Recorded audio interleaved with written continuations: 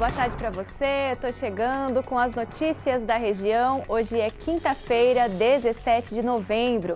Eu te faço companhia até às 5:45 da tarde aqui e também via transmissão ao vivo pelo portal bandvale.com. Continue com a gente, o Band Cidade está no ar.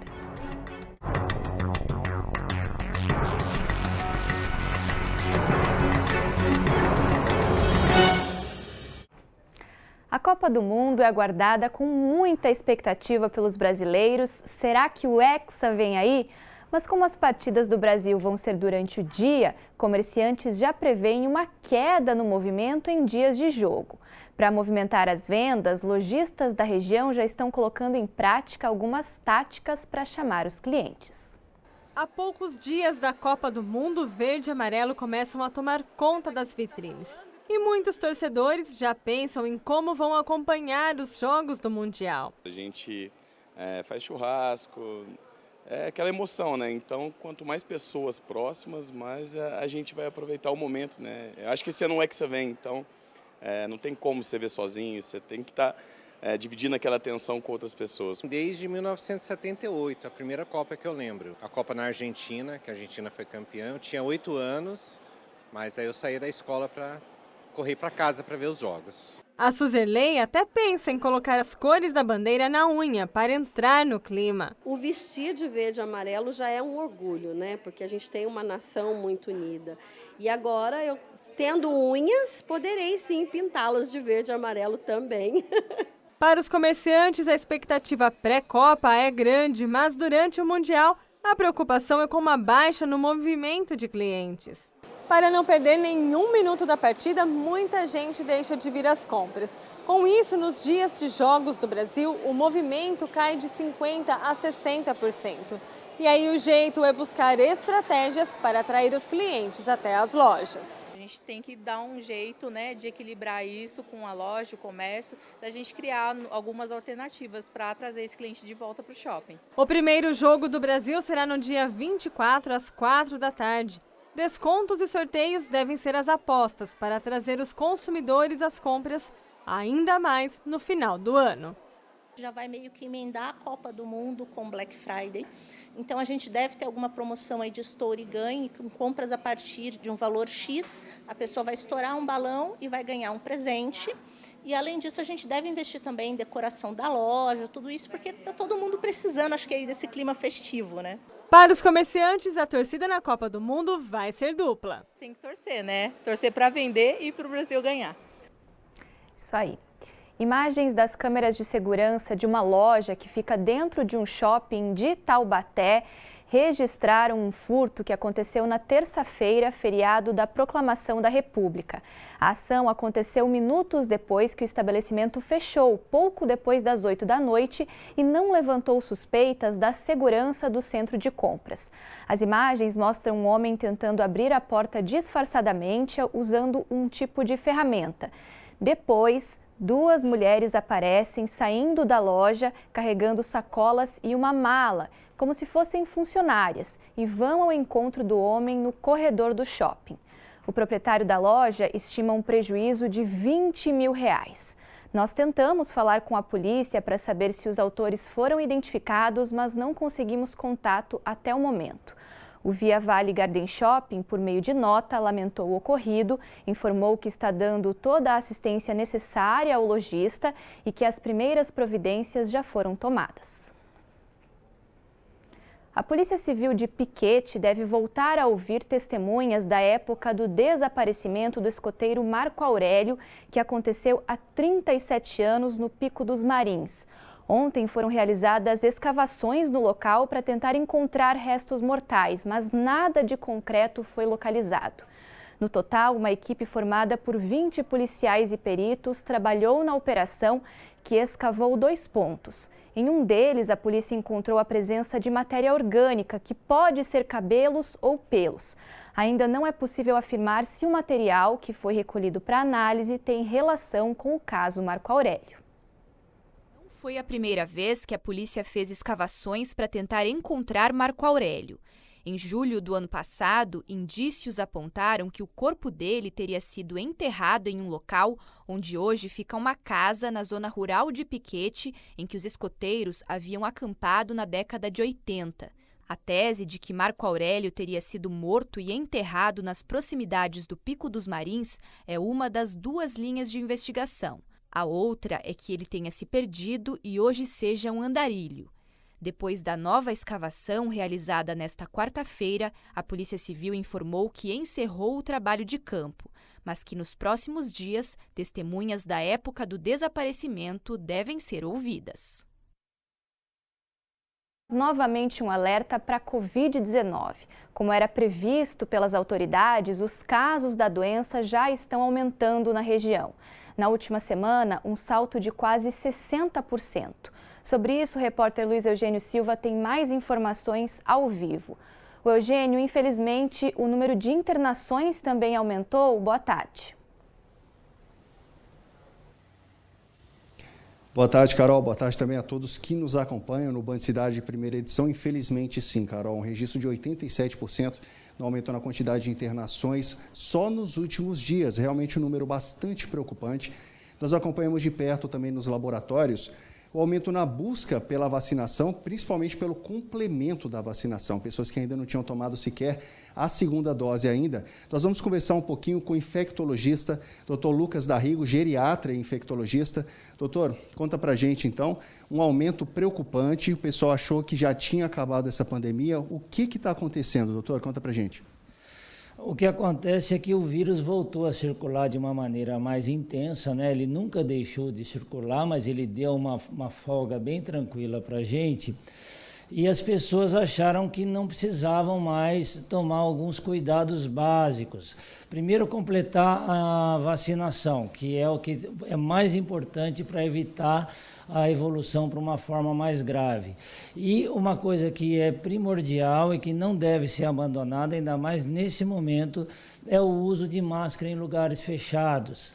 Elevadores, agências bancárias, supermercados, transporte coletivo. Então, todo mundo tem que voltar a usar máscara nessas situações, tá certo? Pode ficar sem máscara em ar livre para fazer atividades de futebol ou de ir para uma praia, uma coisa assim. Mas, assim, o ambiente fechado deve ser evitado e a aglomeração deve ser evitada também. Lembrando que a Copa deve começar em poucos dias e muitas pessoas têm intenção de se aglomerar para assistir os jogos e tudo mais. Muito cuidado com isso também. Doutor, o transporte público é um dos pontos de destaque nesse caso, né? As pessoas continuam pegando os ônibus cheios, né? Chegamos até a ter redução nas linhas durante a pandemia, agora tudo voltou ao normal. Não vemos umas campanhas agora sólidas pelo retorno do uso da máscara. O senhor acredita que daqui para frente os governos vão começar a agir, solicitar, oficializar o pedido do retorno das máscaras?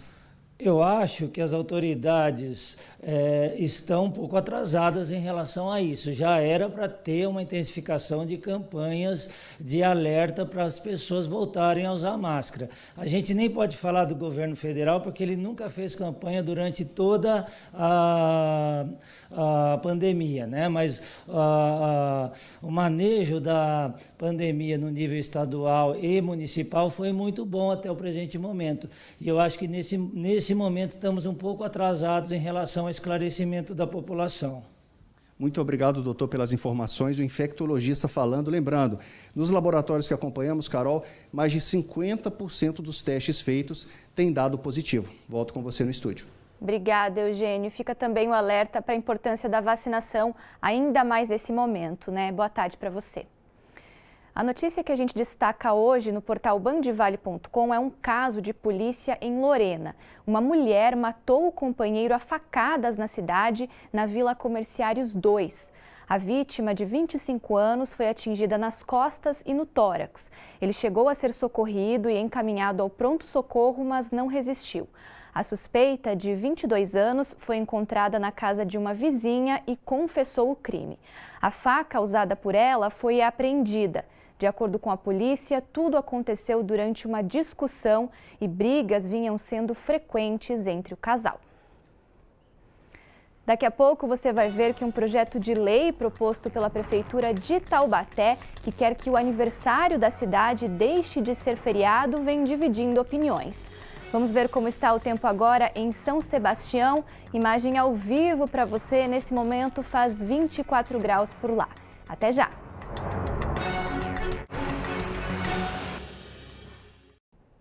Um projeto de lei de autoria da Prefeitura de Taubaté tem dividido opiniões.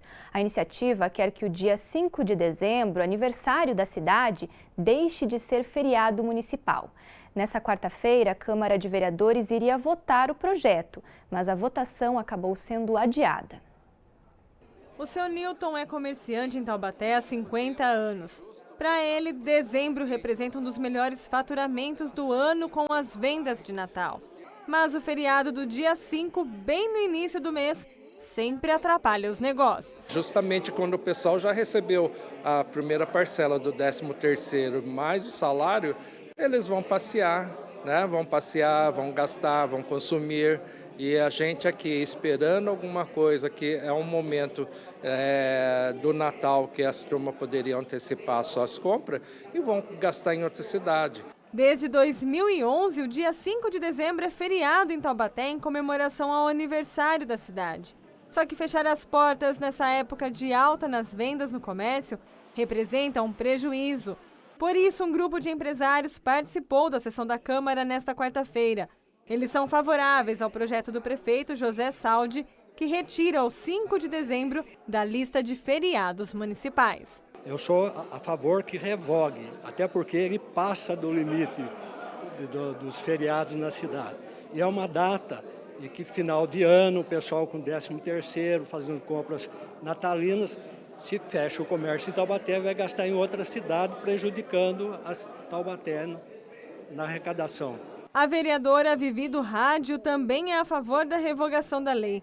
Segundo ela, o dinheiro que deveria ser gasto em Taubaté acaba indo para outras cidades com o comércio fechado nesse dia. Essa emenda, ela mantém esse ano o não feriado para poder contribuir com os comerciantes, porque ainda cai numa segunda-feira. Sexta tem Copa do Mundo. Sábado, domingo, segunda de feriado, as pessoas vão para Ubatuba, vão gastar tudo na praia, vão gastar em São José dos Campos e os nossos comerciantes da cidade vão perder e perder muito, que é um dia muito especial para eles. Já uma emenda quer deixar a discussão para o ano que vem. A nossa emenda, ela seria uma suspensão desse feriado nos anos de 2021 e 2022.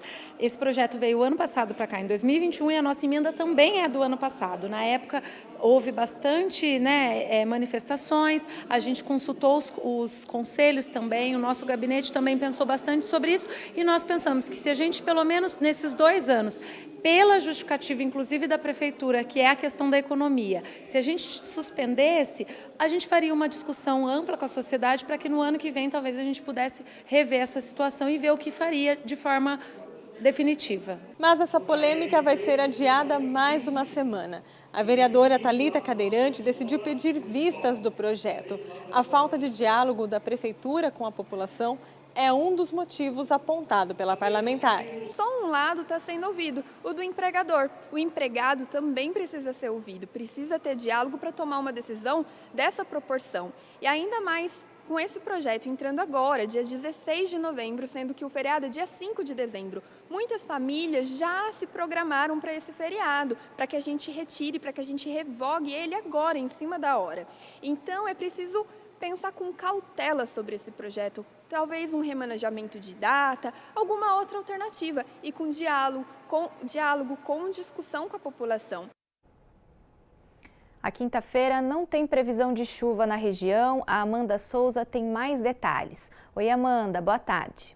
Olá, muito boa tarde, Carol. Boa tarde a todos que nos acompanham. Depois do avanço da frente fria, uma massa de ar seco avança pelo centro-sul do Brasil e traz o tempo firme de volta. Nesta quinta-feira, a expectativa é de sol entre nuvens na Serra da Mantiqueira, no Vale do Paraíba e também no litoral norte de São Paulo. Com relação às temperaturas, não sobem muito por conta do avanço de uma massa de ar frio que vem junto com essa massa de ar seco. Máxima hoje de 23 graus em São Luís do Paraitinga, 25 graus em Lavrinhas, 22 em São Bento do Sapucaí, 25 graus de máxima prevista em Ubatuba. Em São José dos Campos, tempo tempo firme e a temperatura vai subindo aos poucos. Hoje a máxima ainda não deve passar dos 26 graus. Na sexta-feira, 27 à tarde, no sábado, 28 graus, sem previsão de chuva até o final de semana. Com relação ao litoral norte de São Paulo, mar calmo, ondas de 1 metro de altura e ventos que não devem passar de 32 quilômetros por hora.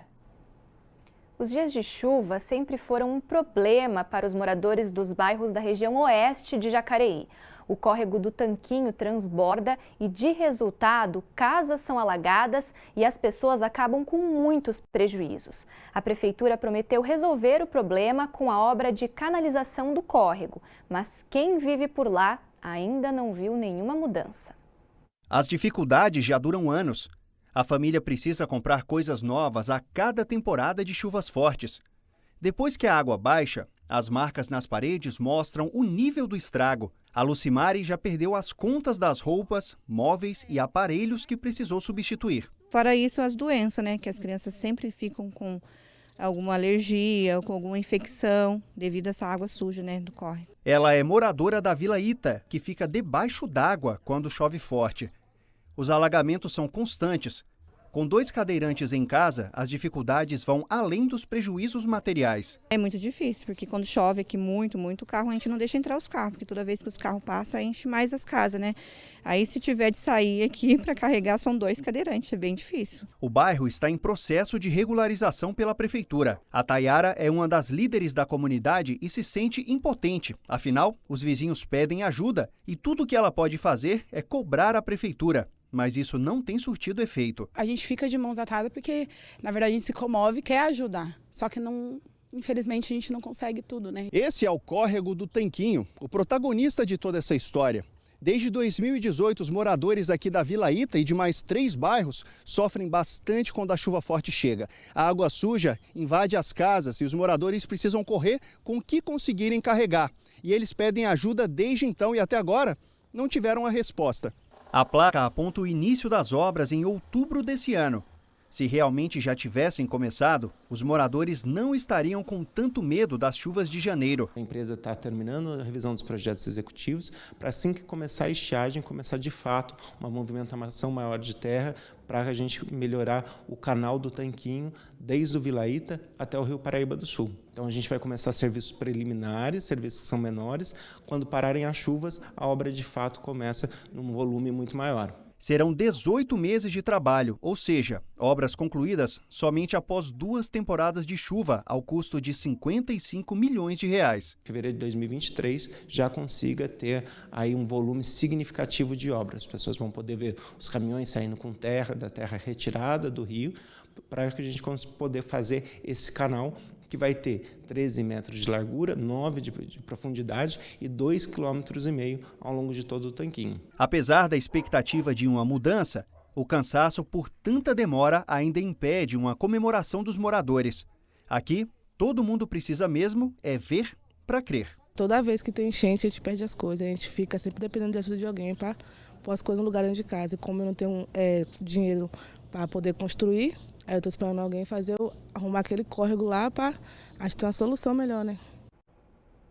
Band Cidade agora vai para mais um intervalo. Daqui a pouco eu estou de volta. Agora a hora certa para você, 12h47. Até já!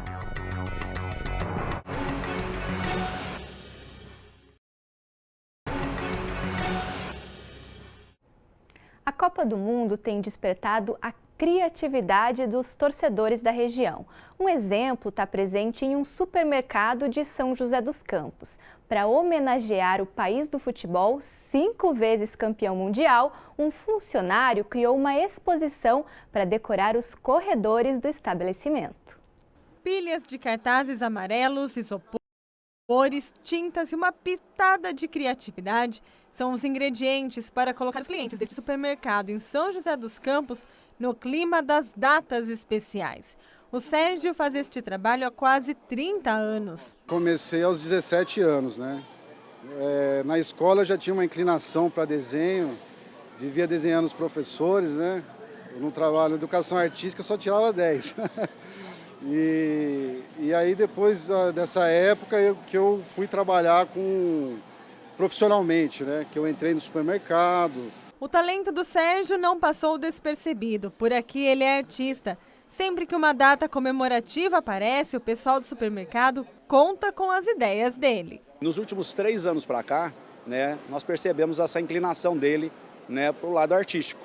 Então a gente sempre vem buscando não simplesmente trazer a parte da sazonalidade, mas também resgatar isso dentro do varejo, que com o passar do tempo várias empresas foram deixando de fazer e nós estamos resgatando toda essa parte temática, né?